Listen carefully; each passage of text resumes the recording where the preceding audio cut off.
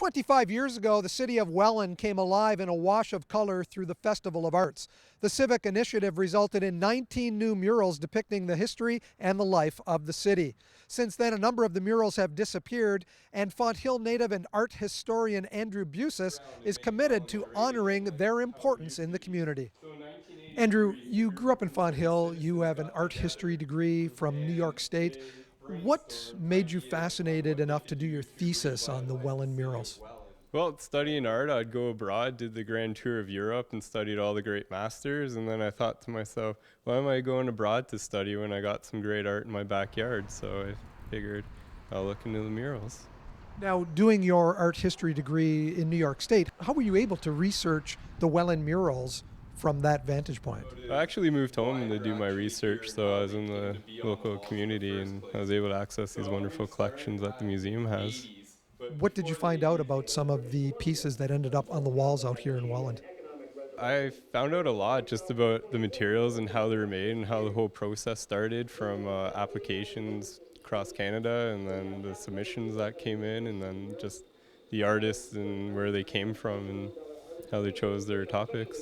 Obviously, the murals are meant to depict the history and life in the city of Welland. And I understand that this idea actually came from another city. It did. They took the idea from Chemainus out on Vancouver Island, and they started a mural program in the early 80s that became very successful and proved to be the model for Welland to take off from. During your speech today, you also have some of the submissions that didn't make it. Yeah, we do. We have some of those drawings on display right here, so it's nice to see what the possibilities could have been if those were selected. And any understanding as to why these particular ones didn't make it? It could be for a number of reasons. They had some criteria they went by selecting the winning submission, such as artistic merit or historical accuracy, or how well the mural interacted with the building it was to be put on. So we're standing here 25 years later. How would you evaluate the importance of those murals to the city of Welland now?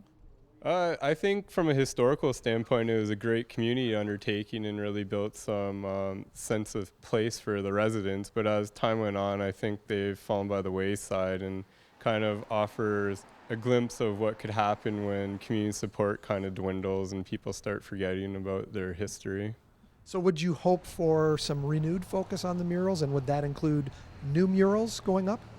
Absolutely. I'd love to see new murals go up, perhaps refurbish some of the ones that are still able to be fixed, and just get some community creativity going. As you can see, many of the Welland murals are currently sitting in a state of disrepair. Bucsis encourages Welland residents to speak to their city councillors about the importance of their preservation. Reporting in Welland for The Source, I'm Mike Balsom.